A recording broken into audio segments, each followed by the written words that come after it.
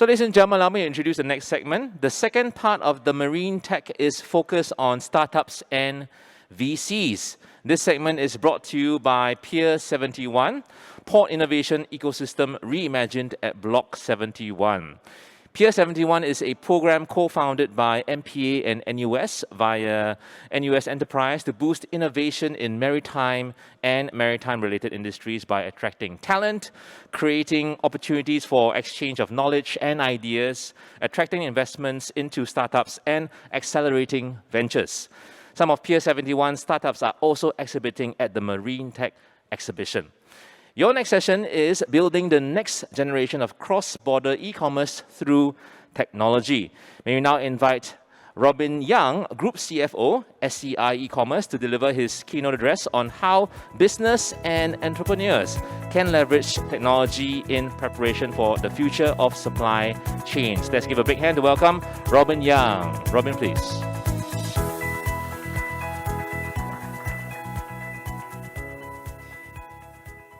Good afternoon, everyone. I'm pretty sure that nobody is very sleepy right now, and I'm pretty sure everyone is so excited about what is going on here. So typically, I don't want to be the first one right after lunch session, for obvious reasons. However, they told me that the alternative is right before the lunch session. So I guess comparing to this, being the one in front of you between the lunch is even less desirable. So that's why I'm here. So bear with me for the next 20 minutes or so, all right? Today, I'm going to share a little bit with you about building the next generation of cross-border e-commerce right here from Singapore to ASEAN to the region. And by way of introduction, I'm Robin Young. I'm the Board of Director and the Group CFO of SCI E-commerce. And today, SCI, we are the largest e-commerce solution provider in the region. And that's why I want to share with you what we are doing here and share with you why it is relevant. Let me just start with this. I guess for people living in Singapore nowadays, this is not something that too surprising to see. I guess particularly when you have a complaining wife or husband. And I want to draw your attention to the small words down here. Something about the highest quality at the lowest possible prices. I was thinking even that's possible. Well, I think 2 years ago, somebody may say, yes, that's highly possible if you have the right supply chain. However, that's what happened. And I guess nowadays, we all have to embrace the uncertainties. So I guess we all know about this. I don't have to repeat. I think the ladies and the gentlemen have been seeing quite a lot from this morning's session. But what we have seen is actually from the online standpoint. If you look at those categories, groceries, computer and the equipment, whatever makes your home office more comfortable, and the medical consumables, those categories actually their GMV increased by more than 500% over the last 2 years. And the question here, I guess, is not about how fast those categories increase. I think that's something we all know. The real question here is how we are going to make this sustainable and make this even applies to more industries and more categories and more companies. I think that if you look at the recent data released by IMF, the supply chain interruptions has already come back a little bit.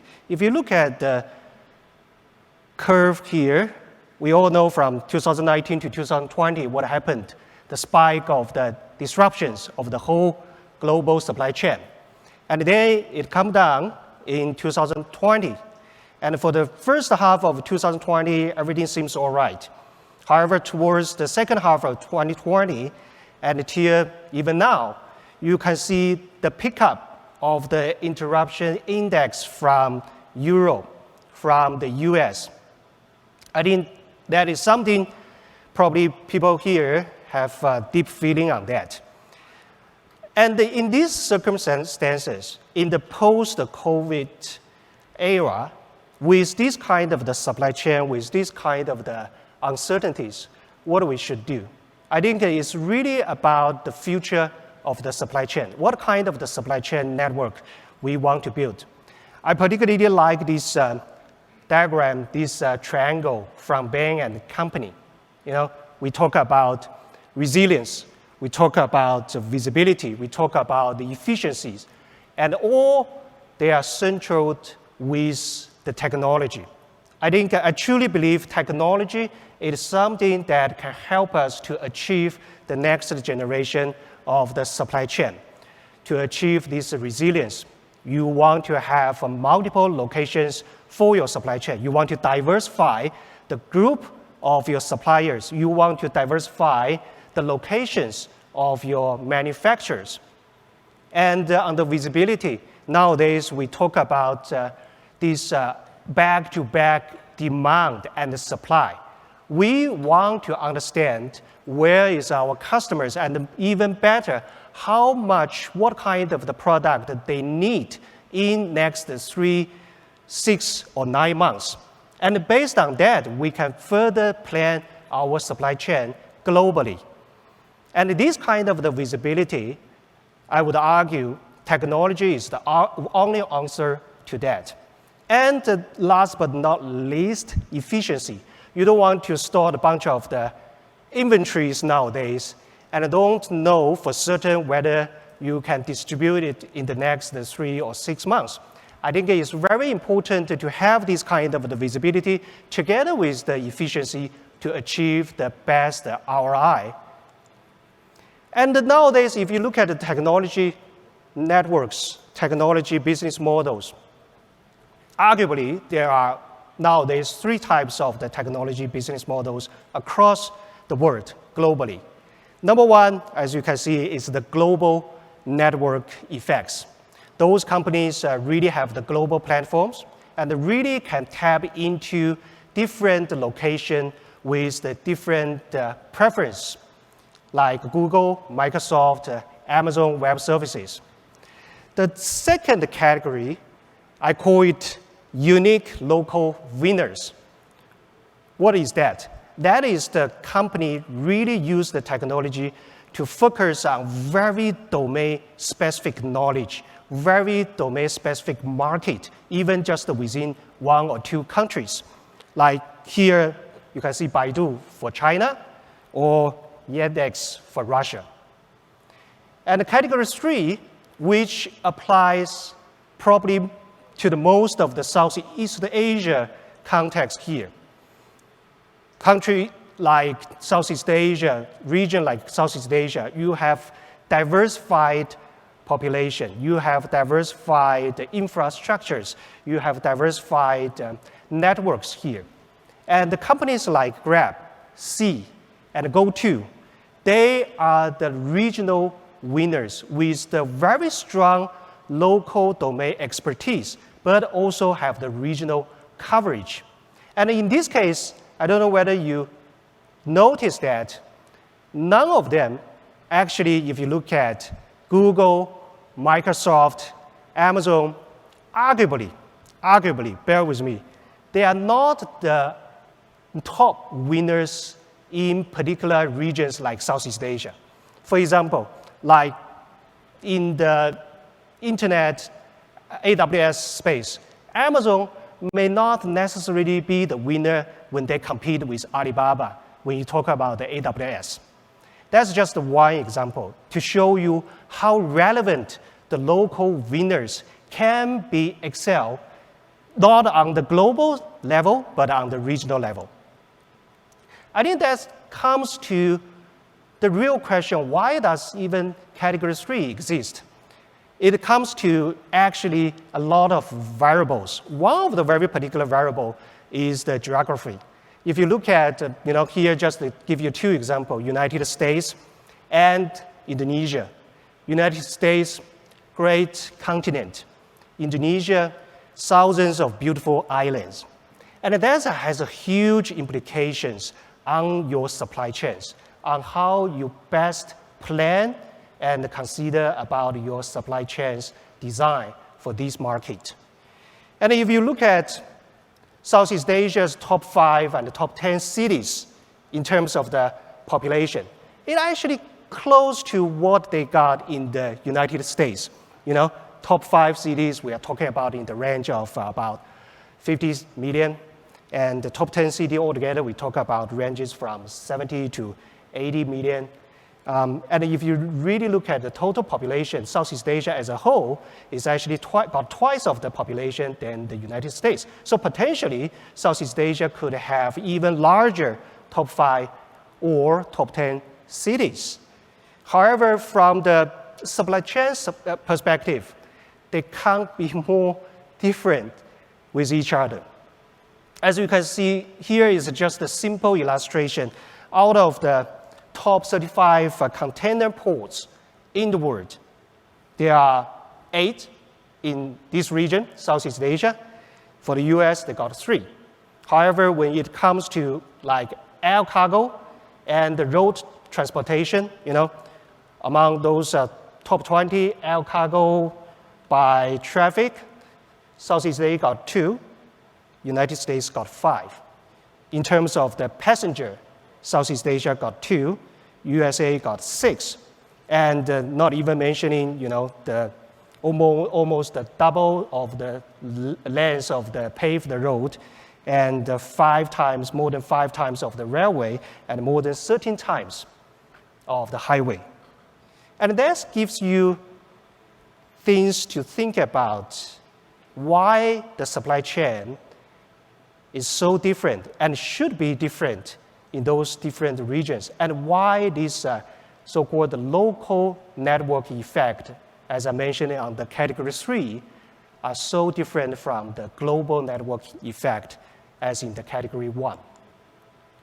And that also comes to the network topology. If you look at this, this is the chart from FedEx in the United States.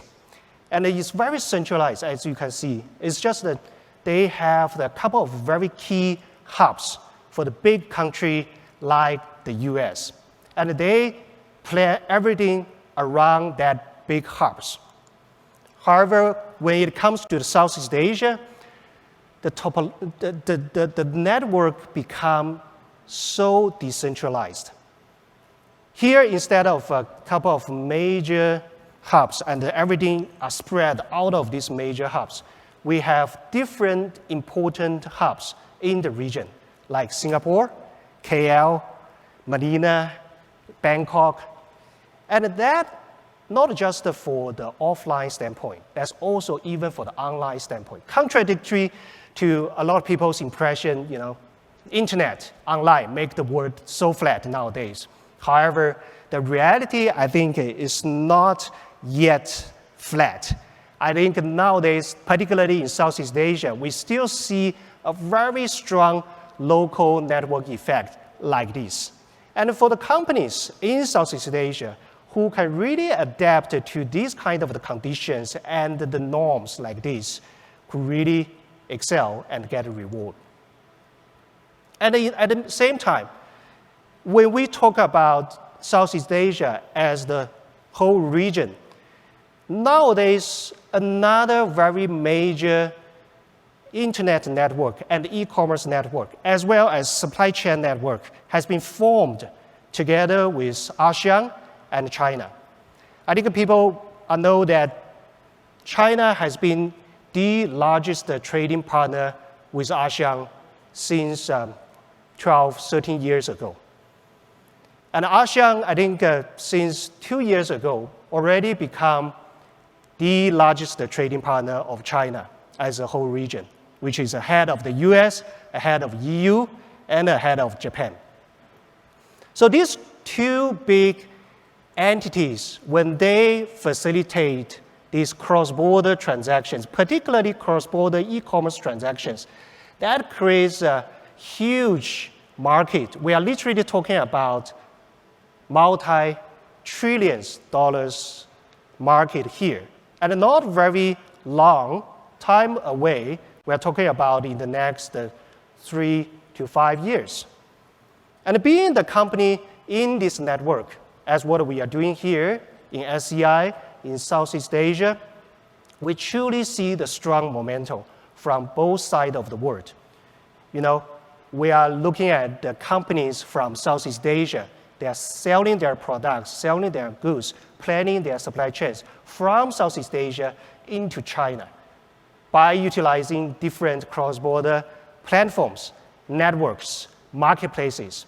And at the same time, we also see Chinese players, Chinese local manufacturers, shipping companies, logistic providers come to this part of the world, try to plan the supply chain, the networks here in Southeast Asia. And they have the strong willing to take the new market with each other. And it's a win-win situation. And I think both sides, government, both sides authorities, they have seen that. That's why we see the RCEP, we see the CPTPP, which nowadays already created the largest free trading zone in the world. I think that's going to be huge. And as I mentioned, it's not going to be very long. I think it's sooner than later than everybody could predict. So what kind of the pain point we talk about? You know, today you are a supply chain in Southeast Asia, and you want to extend your network in China. And the same as the Chinese supply chain providers, they want to start your new business in Southeast Asia. You know, you are literally facing a very different market. And that's particularly true with Southeast Asia context. Well, although we talked about Southeast Asia as a whole just now, but bear in mind, there is no such unified Southeast Asia market. You are literally talking about, 6 to 7 very different markets in Southeast Asia. Whatever works in Singapore may or may not work in Indonesia.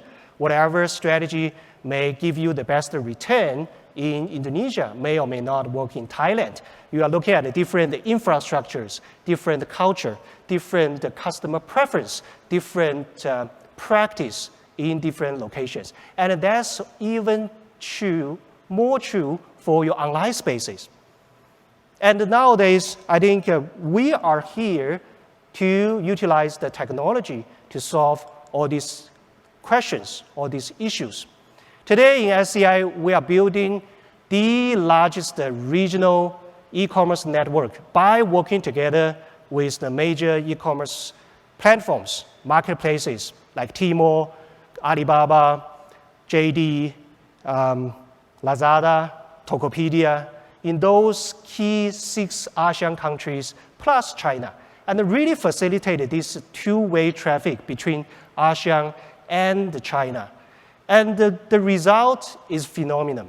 Over the last 5 years, we have been able to see the average CAGR of the online GMV trading with us increased at over 300%, and that has been consistently over the last 4 years. That's why SCI nowadays is one of the fastest growing company, not only in Singapore, but also in the region. And it's really cover everything under the sun. If you think about today, you are a brand, you are a merchant, you are a manufacturer. If you look at this chart, this is the service and the package. We can help you to cover basically everything under the sun. From the very beginning, set up your online presence in different locations, in different market, in different marketplaces and channels, and all the way to the day-to-day online management, cater your local customer service, and to manage your supply chain locally with the logistics service providers. And at the same time, we will also help with the settlement between the merchants, the brands, and the platform partners. I think that's a huge benefit, particularly when any regional brand, regional players, when you try to manage your online presence with different locations, with different channels. In the old days, you probably have to engage 6 to 7 different vendors to do that in those key ASEAN countries. But nowadays, you have a very dedicated full network to cover the whole region for you, and even better, to cover ASEAN-China two-way traffic like this. And nowadays, as I mentioned, a global network, particularly between ASEAN and China, has been formed. We call it the 6+1 market, 6 key ASEAN countries here, as you can see, plus 1 China. And the SCI today is the only one can provide you this kind of the coverage and always this end-to-end capabilities.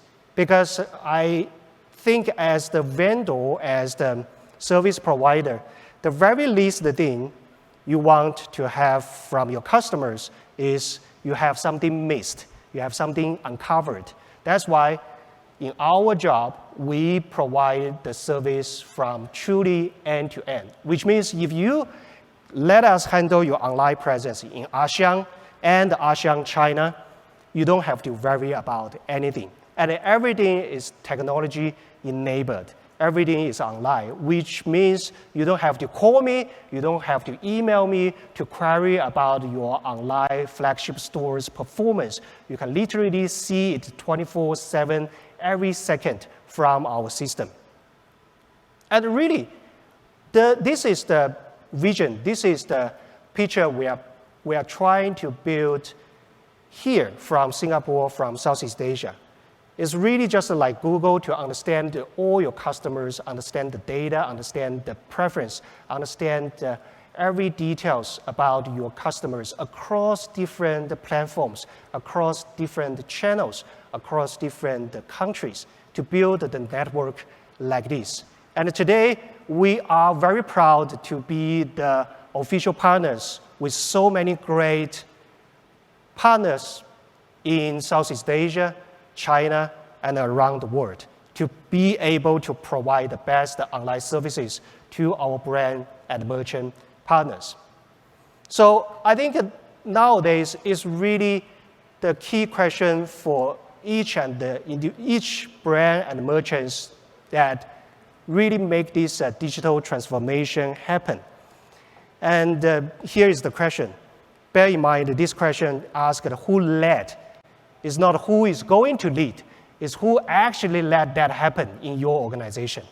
Is that CEO or CTO or COO's job?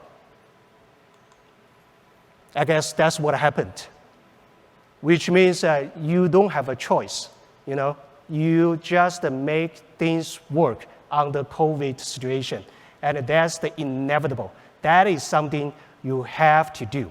So seize the opportunity and take the action now. Thank you very much. Thank you very much, Mr. Robin Yang. Thank you.